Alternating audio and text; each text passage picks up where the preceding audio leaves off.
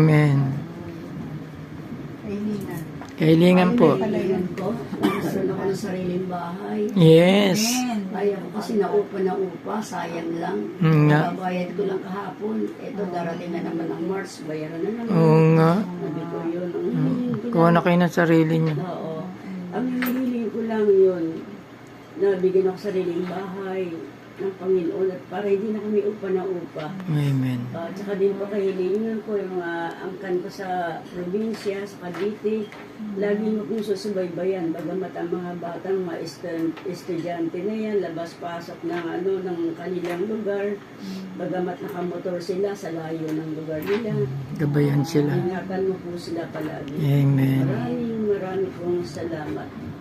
Iwan Amen. natin sa Ama, sa Anak, sa Espiritu Santo. Kapara ng sa unang-una ngayon, magpakailanman, magpasawalang hanggan, Sa Ama Senawa. ng Anak